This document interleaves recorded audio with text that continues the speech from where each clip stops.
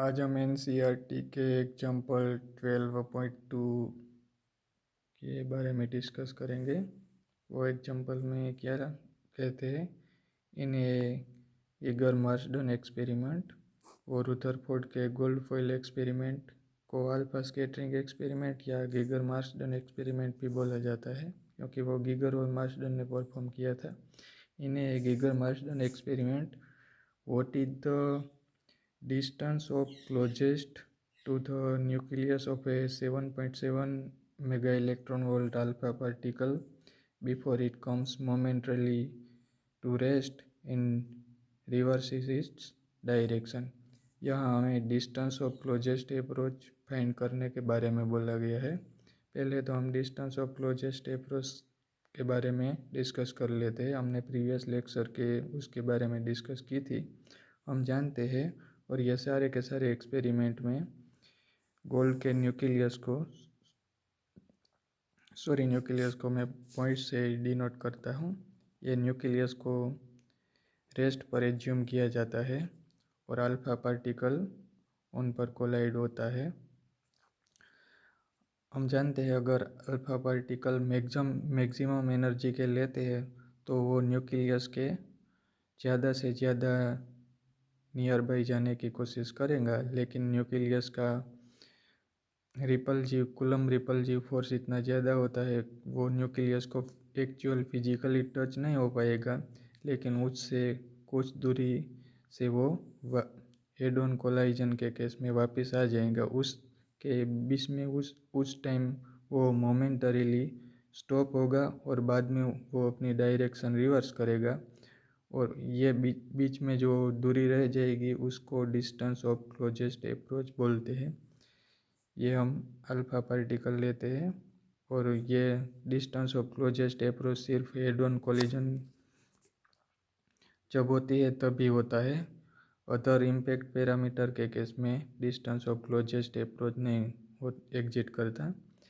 Head on collision के case में अगर हमने मैक्सिमम एनर्जाइज्ड अल्फा पार्टिकल को लिया तो ये ऐसे न्यूक्लियस की ओर आगे बढ़ेगा, ऐसे ऐसे जाएगा, और यहाँ न्यूक्लियस के पास जाने पर न्यूक्लियस का इलेक्ट्रिक फील्ड न्यूक्लियस का इलेक्ट्रिक फील्ड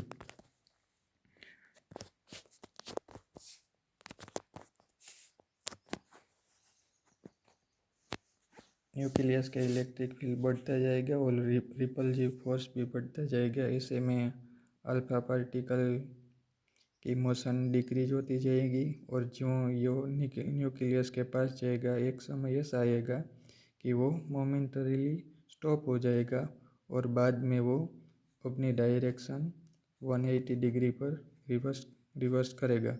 तो बीच में जो ये डिस्टेंस रह जाएगा उसी ही डिस्टेंस को डिस्टेंस ऑफ क्लोजेस्ट अप्रोच बोलते हैं। हम डिस्टेंस ऑफ क्लोजेस्ट अप्रोच को डी से डिनोट कर देते हैं। ये एग्जाम्पल में अल्फा पार्टिकल की एनर्जी 7.7 MeV लेने के लिए कहा गया है। Maximum naturally emitted alpha particle की एनर्जी 7.7 MeV होती है।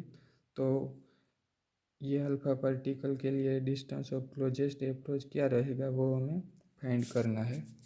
अब हम distance of closest approach find करने के लिए एनर्जी कंजर्वेशन प्रिंसिपल का यूज करते हैं, और हमें की आइडिया का जो यूज करना है वो ये है कि ये पूरी स्कैटरिंग प्रोसेस में सिस्टम की इनिशियल एनर्जी और सिस्टम की फाइनल एनर्जी सेम रहेगी। हम ये कंसेप्ट का यूज इसलिए करते हैं क्योंकि ये गीगर मार्सडन एक्सपेरिमेंट में जो कोलिजन होती है वो इलास्टिक कोलिजन होती है, और इलास्टिक कोलिजन के केस में मोमेंटम और एनर्जी दोनों कंजर्व रहता है। अगर इनइलास्टिक कोलिजन होता तो सिर्फ मोमेंटम कंजर्व रहता, एनर्जी कंजर्व नहीं होती। लेकिन ये एक्सपेरिमेंट में जो अल्फा पार्टिकल और न्यूक्लियस के बीच में गोल्ड न्यूक्लियस के बीच में जो कोलिजन होता है वो इलास्टिक कोलिजन है, और इसलिए उसमें बोथ मोमेंटम और एनर्जी कंजर्व रहती है। बस उसी प्रिंसिपल का हम यूज करके distance of closest approach find करेंगे। सपोज हम मान लेते हैं कि सिस्टम की इनिशियल एनर्जी ई आई है और उसकी फाइनल एनर्जी ई एफ है और वो दोनों बराबर है। यह हमें इलास्टिक कोलिजन की डेफिनेशन के अकॉर्डिंग लिख देते हैं। बाद में सिस्टम की इनिशियल एनर्जी, सिस्टम की काइनेटिक एनर्जी और potential energy is equal to system की final kinetic energy plus final potential energy. अब हम जानते हैं कि सिस्टम इनिशियली सिर्फ अल्फा पार्टिकल है और उसकी कोई पोटेंशियल एनर्जी होती नहीं, उनकी सिर्फ काइनेटिक एनर्जी होती है वो जो हमें दी गई है, वो हमें मालूम है 7.7 eV, इसलिए हम के आई लिख देते हैं, ये 0 होगी। और फाइनल काइनेटिक एनर्जी के बारे में बात करेंगे तो फाइनली हमें डिस्टेंस ऑफ क्लोजेस्ट अप्रोच जब फाइंड करते हैं तब एज्यूम करते हैं कि अल्फा पार्टिकल मोमेंटली स्टॉप हो गया है और इस केस में उनकी कोई काइनेटिक एनर्जी नहीं होगी। और अब जो सिस्टम की पोटेंशियल एनर्जी होगी वो हम रुदरफोर्ड मॉडल के अकॉर्डिंग फॉर्मूला जानते हैं। अल्फा पार्टिकल का चार्ज और गोल्ड न्यूक्लियस का चार्ज 4πε0 और दोनों के बीच के डिस्टेंस का स्क्वायर हम आर स्क्वायर लिखते हैं, लेकिन यहाँ डिस्टेंस ऑफ क्लोजेस्ट अप्रोच को हम डी बोलते हैं, इसलिए डी स्क्वायर आएगा। अब हम आगे लिख सकते हैं कि I is equal to 2ZE² upon 4πε0 d square. Very sorry, ये मैंने कूलम फोर्स लिख दिया। कूलम फोर्स की फॉर्मूला में डी स्क्वायर आता है, लेकिन पोटेंशियल एनर्जी की फॉर्मूला में सिर्फ डिस्टेंस आएगा, डिस्टेंस का स्क्वायर नहीं। वेरी वेरी सॉरी, इसलिए यहाँ डी आएगा। नाउ हम डी के लिए इक्वेशन लिखते हैं तो d is equal to 2ZE² upon 4πε0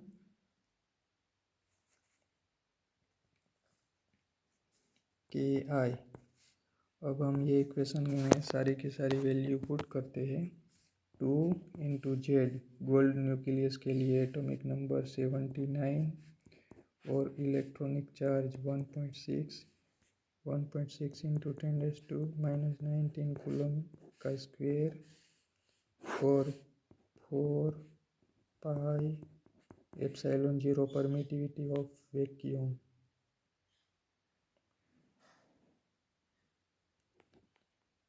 (8.857 into 10⁻12) और एनर्जी हमें दी गई है जो है 7.7 MeV।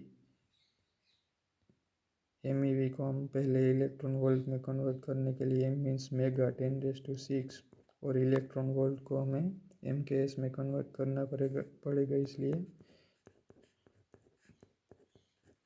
अब ये सारी की सारी वैल्यू हम अगर कैलकुलेट करते हैं तो D इक्वल आएगा 30 fermi metre. Fermi metre means 10⁻5 metre order. लेकिन हम एक्चुअली स्पेक्ट्रोस्कोपिक स्टडी से जानते हैं कि गोल्ड न्यूक्लियस की रेडियस 6 फर्मी मीटर है, तो ये हम सिंपली समझ सकते हैं कि जब ये अल्फा पार्टिकल का स्कैटरिंग हुआ होगा तब alpha particle actual gold nucleus को फिजिकली टच नहीं करता होगा, लेकिन उससे 20-25 फर्मी मीटर की दूरी रख कर वापस मुड़ता हुआ होगा।